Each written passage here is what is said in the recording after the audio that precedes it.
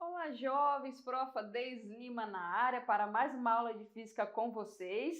Já estamos aí quase finalizando o nosso curso de Física do terceiro ano, unidade 3, aula de número 51, quase acabando, pessoal, na reta final, certo? E hoje nós vamos continuar navegando na física, falamos de partículas, vamos continuar falando das partículas e a nossa aula hoje, ela é mais histórica, né? Eu falei para vocês em aulas anteriores que tem uma área da física chamada aí física de partículas, que é aquela área que estuda todas as partículas, né, dentro aí da matéria, da física e tudo mais. E hoje nós vamos continuar com essa aula. Vamos lá? Olha só. Então, pessoal, na nossa aula de hoje vamos continuar aí, ó, falando de física nuclear, terceira parte já da física nuclear. Vamos falar o quê, ó?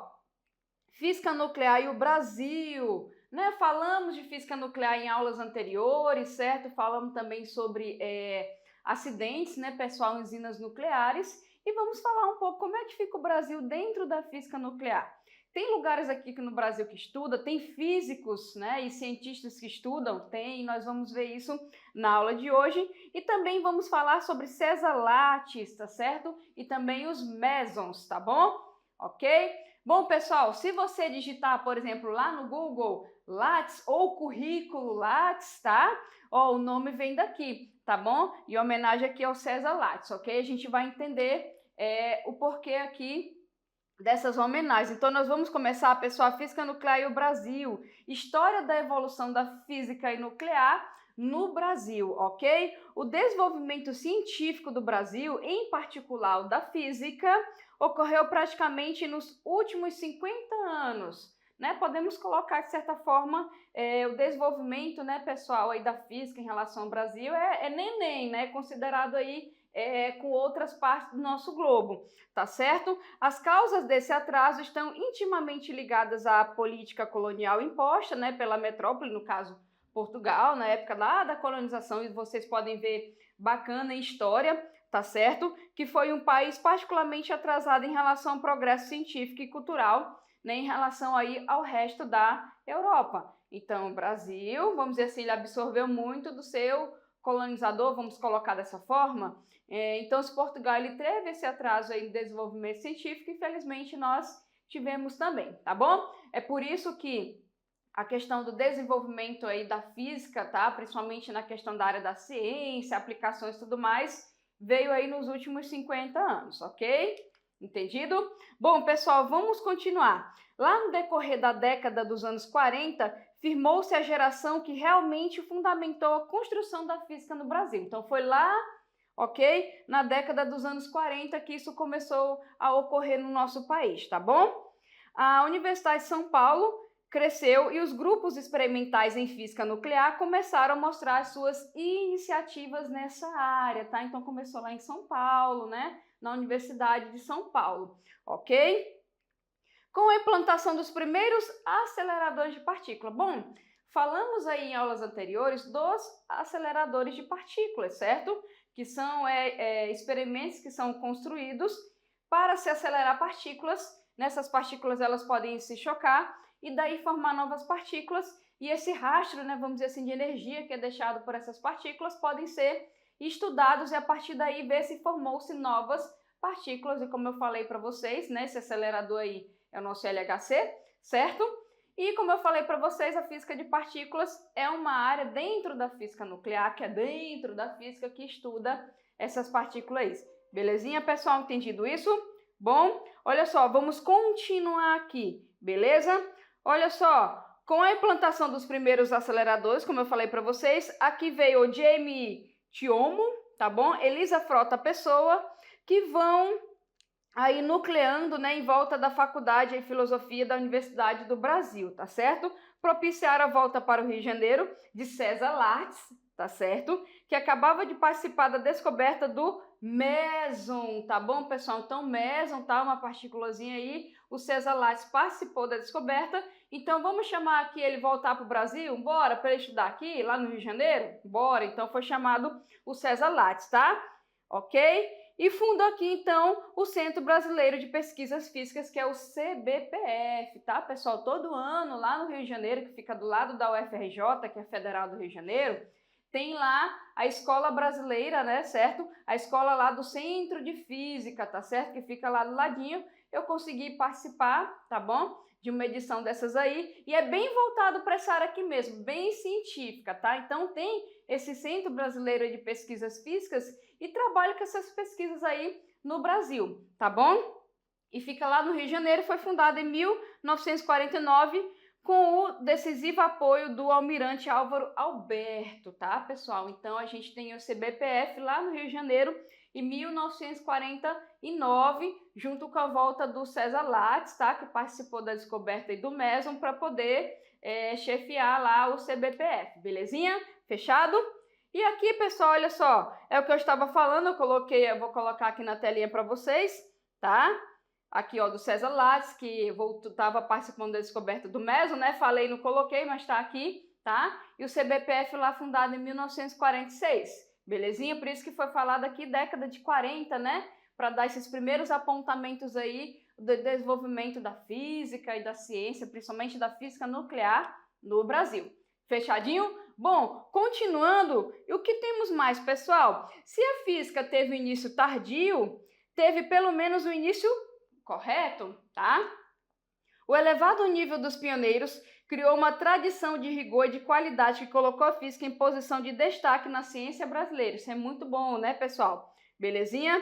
A visão e o prestígio do almirante Álvaro Alberto e de físicos como Leite Lopes, Lattes, Thiomo e também foram essenciais para a criação lá na década de 50, né, 1951, do Conselho Nacional de Pesquisas, que é o CNPq, tá?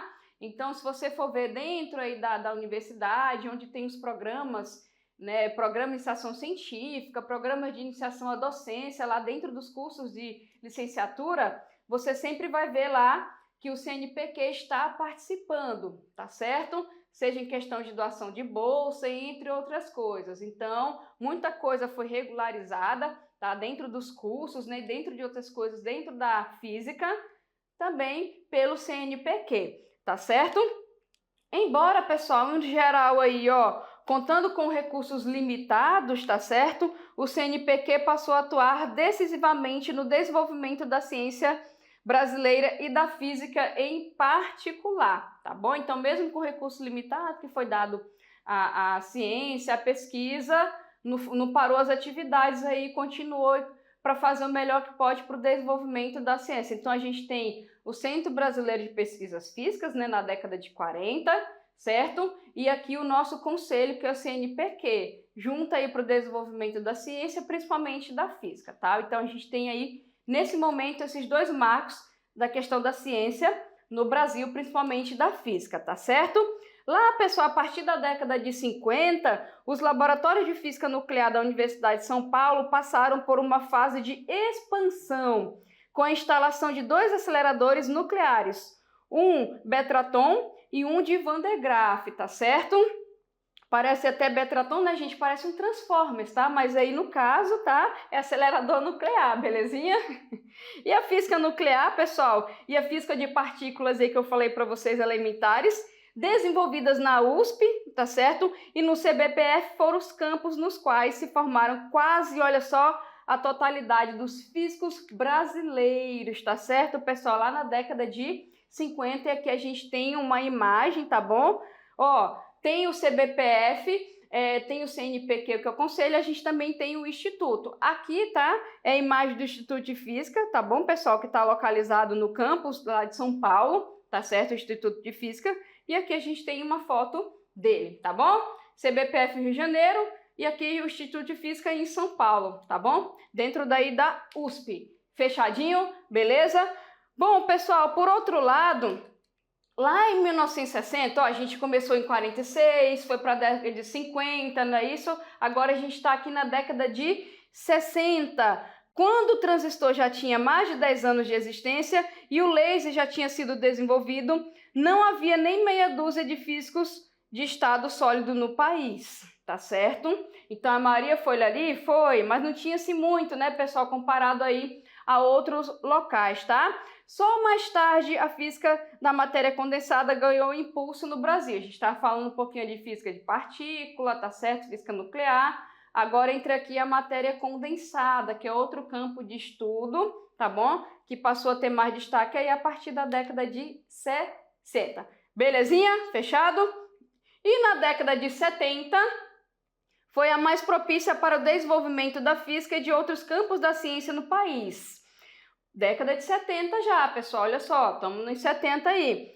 Isto deve-se em grande parte à criação do Fundo Nacional de Desenvolvimento Científico e Tecnológico, que é o FNDCT, e da FINEP, que é a financiadora de estudos e projetos, né, pessoal? Então, nós vimos, tá, como qualquer outra área também, o desenvolvimento da ciência, né, como todo tá assim, aliado à questão dos investimentos, da criação de institutos e conselhos que embasem, tá, essas pesquisas, até que legalizem e ligado aí ao investimento, tá bom? Para o desenvolvimento. Belezinha?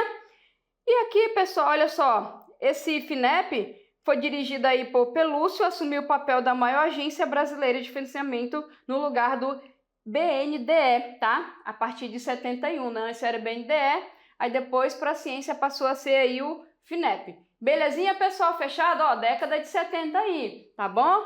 Continuando na década de 70, tá? Dois aspectos aí importantes do desenvolvimento da física brasileira lá na década de 70 foram a descentralização geográfica do eixo Rio-São Paulo, que era no Rio ou São Paulo, né? Rio ou São Paulo eram aí as maiores referências e onde realmente se fazia mais pesquisa, tá? Então teve essa descentralização, outras áreas também do país começaram, né, pessoal, a estudar, a investir mais em pesquisa, vamos colocar dessa forma, receber mais investimentos aí em pesquisa, e isso contribuiu para o desenvolvimento, né, em estudos em outros locais também, tá? A física da matéria condensada, que era quase inexistente lá nos anos 50, adquiriu uma dimensão considerável aqui na década de 70. Belezinha? Hoje, cerca de 60% aí dos pesquisadores ativos trabalham nessa área, produzindo resultados científicos relevantes, tá bom, pessoal? Como um transbordamento natural para a emergente indústria nacional de alta tecnologia. Então, para que serve matéria condensada? Tecnologia, tá, pessoal? Então, toda pesquisa científica, desenvolvimento aí da física é para a contribuição da tecnologia. Então, se tu tem investimento, você tem o quê? Produção, né, e desenvolvimento de tecnologia. Fechado? Entendido isso? E aqui, pessoal, ó, que eu tinha falado da porcentagem para vocês. Belezinha? Então, 60% hoje é pesquisa em matéria condensada, tá? E isso ajuda no desenvolvimento aí da tecnologia. Fechadinho? Beleza? Bom, aqui olha só para a gente ver a estrutura em 3D, né, pessoal, das pesquisas, olha só que bonitinho, né, isso aqui é graças aí o desenvolvimento de softwares avançados, né, que dá para estudar a física da matéria condensada, belezinha? Ok? Bom, pessoal, continuando aí, tá certo?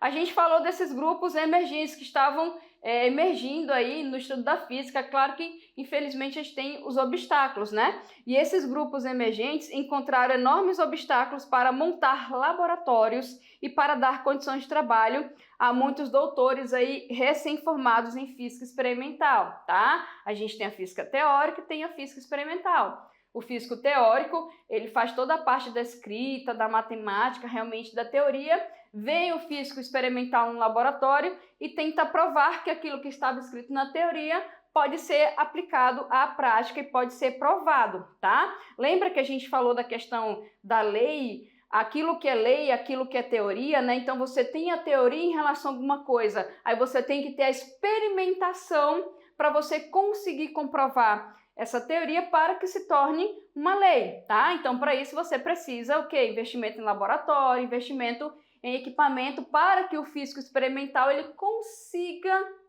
pegar a física teórica lá e colocar em prática, belezinha? Entendido isso?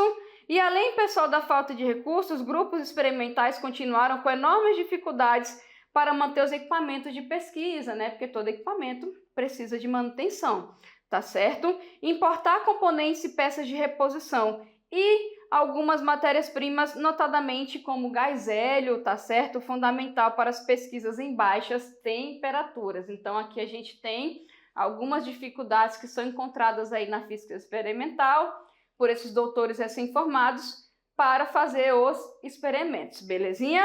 Bom, pessoal, evidentemente, tanto os números relativos quanto os absolutos são pequenos para fazer face às pretensões de desenvolvimento científico e tecnológico no país, tá certo? Então, ou seja, a ciência tem importância, né? O desenvolvimento científico, a pesquisa, ela tem uma grande importância. Tudo aquilo impacta na tecnologia, impacta na sociedade, tá certo? Pessoal, olha só, nesse caso é preciso o quê? Realizar um esforço muito alto de maior aí que tem sido feito, tá certo? E aqui a gente vem, olha só, lá em 1985, a criação do Ministério da Ciência e Tecnologia trouxe novas esperanças para a comunidade científica, tá certo? O MTC tem conseguido aumentar substancialmente os recursos aí do CNPq, tá certo? E recuperar parte do FN, né? DCT, que foram aquelas siglas, né, que eu coloquei atrás para vocês, tá? Aí o Ministério da Tecnologia promete fazer os recursos federais, certo? De ciência e tecnologia alcançarem 2% do PIB nacional brasileiro, né, gente? O que representará um impulso significativo aí para o desenvolvimento científico nacional, tá? Então, olha só, para vocês fazer ciência, né, gente, tem todo um cálculo por trás, a questão de investimento, tem que ter conselhos criados que fundamentem o trabalho, certo? Tem que ter ministério, tudo aquilo para gerir o recurso para que possa ser aplicado aí de maneira correta, tá bom, pessoal? Bom, outro brasileiro que a gente pode colocar aqui na nossa aula de hoje é o Joaquim da Costa Ribeiro, certo? Ó, Rio de Janeiro, ele teve aqui, ó, o seu período, né, de vida como mostrado aqui, e foi um dos mais importantes físicos do Brasil, certo? Quem nunca ouviu falar dele aqui, estamos falando agora. Descobridor do efeito termodielétrico, tá certo? Também conhecido como efeito Costa Ribeiro, tá? E durante as pesquisas com eletrodos aí, Costa Ribeiro observou que para o eletreto, né, se formar a corrente elétrica era desnecessária, tá, pessoal? Bastava a natural solidificação do material isolante após ser derretido por aquecimento. Isto é, a mudança no estado físico dos dielétricos era por si só capaz de eletrificar esses materiais, desde que uma das fases envolvidas na transição fosse sólida, tá? Então isso aqui é bem específico da área que ele estava estudando. E com certeza a gente tem aplicação de tecnologia aí, tá certo? Entendido isso? Bom, o que a gente pode falar mais? Ó, o fenômeno batizado de efeito termodielétrico pelo cientista descrito por ele lá no artigo 1944, nos Anais da Academia Brasileira de Ciências. Olha só, ele já fez lá em 44, né, gente? Escreveu esse efeito aí, belezinha? E teve grande repercussão, conferido a fama e a Costa Ribeiro no Brasil e no interior. Efeito termodielétrico, certo? Ok? E aqui eu vou colocar uma fotinha para vocês, olha só. Essa fotinha aí, né, do centenário, vamos dizer assim, de Academia Brasileira, né, gente, de Ciências. Olha só, que prédio bonitinho, né? Ok? Entendido isso, pessoal? Bom, vamos falar mais de físicos? Bora! Quem tá na lista aí para vir agora? A gente tem aí, ó, o Gleber. Que nome lindo, pessoal. Vamos tentar pronunciar aqui, ó. Vasilevich. Aqui, ó. O Watakshin. Eu vou chamar... Parece que espirrou, né, gente? Vamos chamar ele de Gleb? Pronto, fica mais fácil, né? E aqui, então, vamos relacionar ele aos raios cósmicos, que são os chuveiros penetrantes. Vou colocar a foto do cidadão com o nome difícil aqui do lado para vocês verem, tá certo? E, pessoal, olha só. Aqui onde ele nasceu, né? E onde ele faleceu também, ele é um físico experimental russo, né? Para ter esse nome, tinha que ser, né, gente? Russo, tá certo? De origem judaica, naturalizado italiano, que deu grande impulso às pesquisas de física no Brasil e na Itália também, tá certo? Em 1934, o Atarchin, vou chamar assim, tá certo? Quando veio para o Brasil, já trabalhava em questões teóricas fundamentais, aí ele veio para cá para poder trabalhar. Belezinha? Qual era a ideia dele, pessoal? A ideia dele, se liga, a ideia dele é o seguinte, sua ideia da existência de um comprimento mínimo, um limite finito de matéria, ou seja, tinha que ter algo menor que dê para a gente mensurar. Então não era infinito, então a gente tinha um comprimento aí, vamos dizer assim, alguma porção menor que fosse finita, que daria para mensurar, tá? Sugeria o quê? Que as interações com as partículas extremamente velozes, que são aquelas altamente energéticas, tá? Quanto mais veloz a partícula, mais energética ela é, belezinha? Vindas na forma de raios cósmicos, ao se chocarem com os átomos presentes na atmosfera, originaria o quê? Muitas outras partículas menores numa porção de chuveiro. Então ele quer dizer o seguinte, ó, bateu a partícula, plá, você tem um bocado de partículas que surgem aí parecendo um chuveirinho, tá certo? Foi o que ele quis aí falar. Aqui a gente tem uma fotinha, né? Ele tá aí no avião, tá? A bordo de um avião cedido pela FAB, no qual realizou medidas sobre raios cósmicos, tá certo? Aqui um acervo lá da USP, tá, pessoal? Então ele... Vamos viajar de avião? Vamos viajar e vamos fazer os experimentos aí, tá certo? Ele chegou em São Paulo com a expectativa de monitorar uma experiência que detectasse esse chuveiro. Teoricamente, ele tinha colocado, ele queria fazer a experiência para realmente detectar, tá certo? Mais tarde, ele trouxe aí, ó, o Giuseppe Occhialini, né, gente? É cada nome, né, pessoal? Vou chamar de Giuseppe, tá certo? Que tinha um grande conhecimento e sensibilidade experimental para lidar com os contadores e reconhecer novas partículas. Então ele chamou aí, ó, tá ele aqui com o rapaz aqui, um especialista. É como se você quisesse fazer o exame específico, certo? Aí você passou por um médico, vamos dizer assim, que é algo mais geral, um clínico geral. Aí você fez, por exemplo, um ultrassom. Tá? Aí foi detectado alguma coisa. A gente sabe que tem o quê? O especialista. O especialista, ele consegue ver uma imagem e consegue ter olhos mais apurados de acordo com a experiência dele, né, pessoal? Para detectar. Então foi isso que ele fez. Ó, vamos chamar aí um doutor especialista, porque ele vai conseguir, através dessas anotações e imagens aqui, ver melhor, tá certo? Ele foi lá e chamou o Giuseppe, tá bom, pessoal? Então aqui eles estão discutindo nessa foto a melhor forma de montar aparelhos, tá certo? Para poder fazer o trabalho deles. Belezinha? Entendido? Bom, vamos continuar aqui na nossa saga, que nós também temos mais duas fotos. Eu vou colocar na tela, pessoal, para vocês conseguirem ver melhor. Vamos lá? Olha só, para aumentar a letra também, tá certo? Pronto, olha só. A gente tem aí, ó, o Marcelo Dami, tá certo, pessoal? Numa mina de ouro, né? Ouro de Morro Velho de Minas Gerais, onde também foram realizadas medidas de raios cósmicos, né? Então ele foi para lá pela localidade, tá certo? Vamos ver o que a gente tem aqui também, ó. Outra imagem, né, pessoal? Vejam aí, a teoria divide espaço com a instrumentação. Em primeiro plano, vê-se aí, ó, o Schönberg, ao fundo ali, ó, o Bentivoglio, tá certo? Aí também todos os acervos da USP.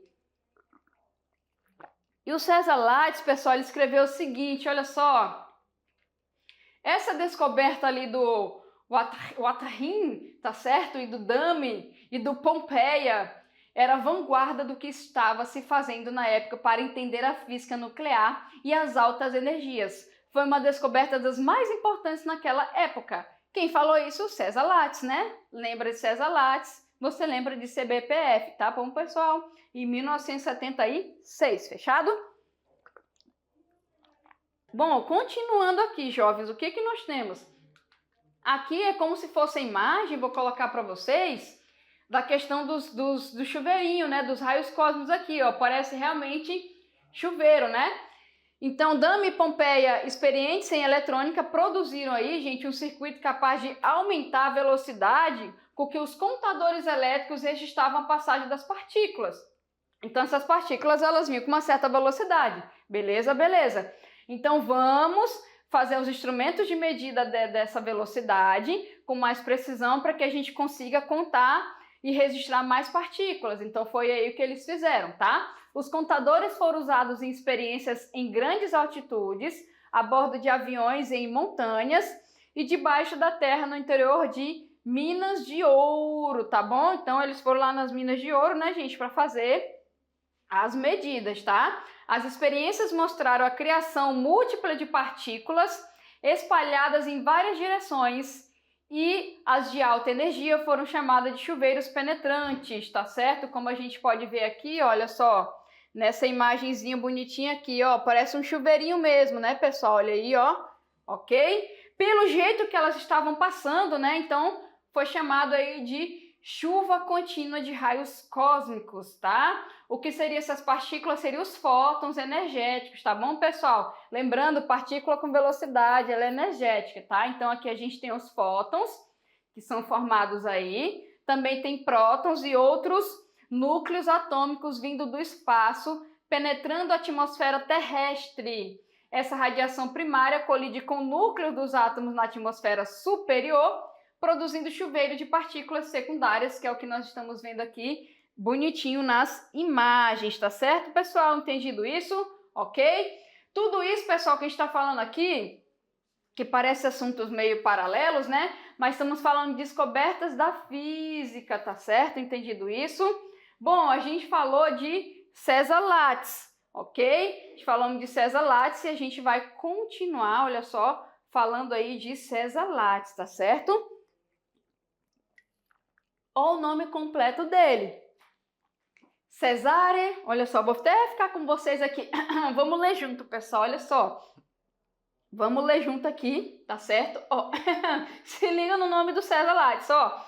Cesare Mansueto Giulio Lattes, né? Assim, pela comunidade científica dos físicos, né? Carinhosamente conhecido como César Lattes. Mas, ó, tá, como eu falei aqui, né?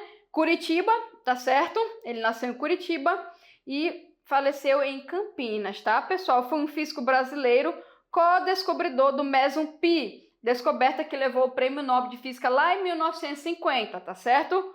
Concedido aí a Cecil Frank Powell, tá? Aí veio o César Lattes, lembra que a gente colocou anteriormente, foi chamado, né, de volta lá ao Rio, né, gente, para poder entrar com a questão aí do CNPq, belezinha? Aqui tá a foto dele aqui no canto do rapaz, tá certo? E aí nós temos o César Lattes, tá bom? Bom, falando mais dele, pessoal, fez os primeiros estudos em sua cidade natal, depois em São Paulo, vindo aí, ó, a graduar-se na Universidade de São Paulo, formando-se em 1943 em matemática e física, tá certo? Então ele era matemático e físico, ok? Lattes é um dos físicos brasileiros mais ilustres e honrados e seu trabalho foi fundamental para o desenvolvimento da física atômica no Brasil. Entendido isso?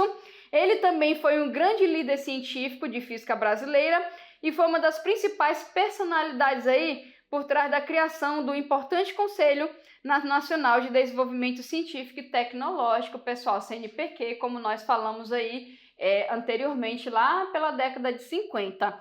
Tá certo? Bom, o que a gente pode falar mais dele, pessoal, em relação à descoberta? Então, ele é um físico importante, tá? Se você acessar lá no Google, como eu te falei lá no início da aula, e colocar a plataforma Lattes, você vai ver a plataforma que é dedicada ao nome, tem até uma foto dele lá. Lá você cria o seu currículo, né? Coloca registros de certificados que você tem e pode ser pesquisado aí por qualquer pessoa, tá? Então serve como banco de dados e a plataforma tem muitas outras coisas lá também, tá certo? Bom, vamos falar também mais o que, pessoal? Ó, ele figura, na verdade, como um dos poucos brasileiros aí na Biographical Encyclopedia of Science and Technology, porque eu sou bilíngue, né, pessoal, aqui de Isaac Asimov, como também a Enciclopédia Britânica, tá certo? Então, ele é um dos poucos brasileiros que tem lá o nome, tá certo?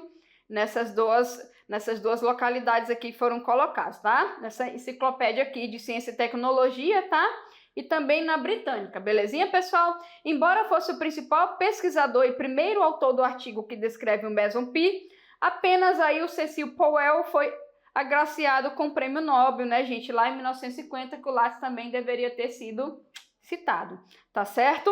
Por seu desenvolvimento do método fotográfico de estudos dos processos nucleares e suas descobertas em relação aos mesos feitos por esse método. Então, ele deveria ter sido agraciado aí também, tá, pessoal? Aqui é para mostrar só como se forma, tá? A gente tem uma partícula aqui, ó, uma partícula up, uma down, tá certo? Entendido aqui? E aqui a gente tem a formação, belezinha? Aqui a gente tem o bárion, né? O bárion aqui que é o próton mais o pi, tá certo? E o meson, que é aqui, ó, negativo pion e o pi, tá bom, pessoal? Entendido isso? Bom, olha só. Mas qual seria a razão para essa negligência, pessoal? É que política do Comitê do Nobel até 1960, se liga nisso, era dar prêmio para o cabeça do grupo de pesquisa apenas, né? Então é aquele negócio. Um grupo todo de 5 pessoas, por exemplo, escreveu um trabalho. Tinha um líder, então era somente ele que levava aí o prêmio Nobel, né? Então, até 1960 era dessa forma, que não é justo, né, pessoal? Ainda bem que essas coisas mudaram, né? Em 1965 recebeu o título de doutor honoris lá da causa, né? Da Universidade de São Paulo, que é uma honraria para um físico, né, gente? Ele, pelos trabalhos envolvidos, ele pode receber esse título, tá certo? E em sua homenagem, o CNPq batizou o sistema utilizado para cadastrar, como eu falei para vocês, olha só, cientistas, né, pesquisadores, estudantes como plataforma Lattes. Então, lá na plataforma ficam cadastrados todos os pesquisadores, tá certo? Professores e estudantes aí na área de ciência e outras áreas também, tá certo? Você que é estudante, eu quero fazer um cadastro lá na plataforma Lattes. Você vai conseguir fazer, tá certo? E você pode alimentar essa plataforma aí durante toda a sua vida, belezinha? A plataforma Lattes é uma base de dados de currículos e instituições, né, gente? Todas as áreas do conhecimento, tá certo? Se você procurar aí da maioria dos professores, você vai encontrar, tá? Eu mesmo tenho um cadastro lá onde eu coloco tudo que eu fiz, né, de vida acadêmica, tá lá nessa plataforma, tá certo? O currículo Lattes, gente, registra a vida profissional dos pesquisadores, sendo elemento indispensável a análise do mérito e competência dos pleitos apresentados atualmente e quase todas as agências de fomento do Brasil, tá certo? Então, por exemplo, se você fizer os seus registros lá na plataforma Lattes, ele vai gerar lá dentro do seu perfil um link. Esse link você pode compartilhar, por exemplo, com alguém e a pessoa clicar aí direto para o seu currículo, tá bom? Principalmente quando a gente faz assim inscrições em mestrado ou concorre a vagas, né, pessoal, especialização, curso estrito sensu, curso lato sensu também, tá certo? Então, é utilizado o quê? A plataforma Lattes como referência, tá? Para a pessoa ver os eventos que você participou, tá certo? Envolvendo a sua área, os cursos que você fez, tá? Cursos de longa e curta duração. Então, tudo pode ser registrado lá e, dependendo de um processo seletivo que você for fazer, eles podem pedir o link, né? Que é o CRV lá do seu currículo Lattes, para a pessoa poder pesquisar, tá certo? O que você tem da vida acadêmica aí, tá bom? Então, é utilizado, né, gente, como referência, tá? Essa parte, certo? Belezinha? E aqui a gente tem o pico do Chacaltaya, né, gente? Onde o Lattes montou o laboratório para detectar os raios cósmicos, belezinha? Foi utilizado aí, beleza? O meson, gente, falando de Lattes, você vai falar de meson, né? O meson é uma partícula subatômica, tá certo? Um hadron, no caso, composta por um quark e por um antiquark de carga de cor oposta, tá certo? Frequentemente, um par de quark e antiquark não ocorre isoladamente, mas, em vez disso, mistura-se com outros de modo que os quarks fiquem com uma sobreposição de sabores, tá? Esses sabores aí são a questão dos nomes, tá certo, pessoal? Das cores, ó, vou até colocar aqui para vocês, tá certo? Ó, tu tem o átomo aí, lembrando que tu tem o átomo, que é a partícula. Quando a gente fala subatômica é menor, né, gente, que o átomo, tá certo? Então, quando a gente fala em física quântica, a gente está falando de estudar fenômenos relacionados com partículas subatômicas, ou seja, menor que o átomo, tá? Então, se você já ouviu termos como cote quântico, alguma colchão quântico, nessas coisas do tipo, tá, pessoal? Física quântica é a área da física que estuda ali os fenômenos subatômicos, tá certo? Ok? Belezinha? Então, tá relacionado com isso daqui, tá? Então, tu tem aí, ó, o átomo, tu tem o elétron, tá certo, pessoal? E aqui a gente tem essas formações, belezinha? Aqui, ó, vou colocar a cadeia para vocês verem, ó, do noneto mesônico de spin zero, tá? Isso aqui são linguagens, assim, bem voltados, tá, gente? Para física de partícula, belezinha? Tá? E aqui, olha só, a gente tem o noneto mesônico de spin 1. Aqui é o 0, aqui é o 1. O spin fala sobre o estado, tá, pessoal? Os mesons mesoescalares, que são de spin 0, têm energia mais baixa, tá? E o quark, o antiquark, tem spin o quê? Oposto. Então, isso aqui serve para você ver que tem energia mais baixa. E aqui, no caso, nos mesons vetoriais de spin 1, o quark e o antiquark tem spin paralelo, certo? Que é na mesma angulação, um do lado do outro. Belezinha, pessoal?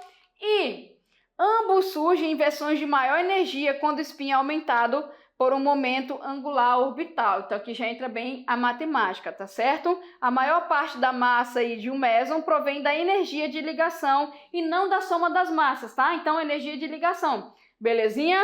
Entendido isso? Todos os mesons são instáveis, são partículas instáveis, tá certo, pessoal? Belezinha? Tá? E ali, para a gente fechar aqui, os mesons foram originalmente previstos como transportadores da força que liga os prótons e os nêutrons no núcleo. Quando foi descoberto, o muon foi identificado como membro da família devido à massa semelhante e foi-lhe dado o nome de meson mu, tá? No entanto, verificou-se que não mostra uma atração forte pela matéria nuclear. Na realidade, é um lepton, né, que não mostra essa atração aí. Mais tarde, descobriu-se que um pion e verificou-se que este é o verdadeiro transportador da força que decai no muon. Então, isso aqui, gente, é bem, certo? Bem física de partículas, tá? Tem até um livro, que é um livro assim colorido e tal, que é o Fantástico Mundo, né? Das partículas elementares, que traz isso com desenhos e tudo mais, tá certo? Belezinha? E aqui a gente tem a questão da partícula e da composição. Deixa eu mostrar para vocês, olha só. Tá aí, ó, a partículazinha, a composição, tá? Lembrando aqui, ó, que esse U e D, aquele up, down, tá certo? Aqui a gente tem, ó, colocando aqui a questão da energia. Eu vou colocar na tela para vocês verem um pouquinho melhor, tá? Vamos lá? Ó, dá para ver aqui, tá certo? Ok? Só para a gente ver essa questão da energia. E aqui, ó, uma tabelazinha do modelo padrão, tá, pessoal? Que é o nosso modelo padrão de partículas, belezinha? Que é dividido em bósons, quarks e leptons, tá?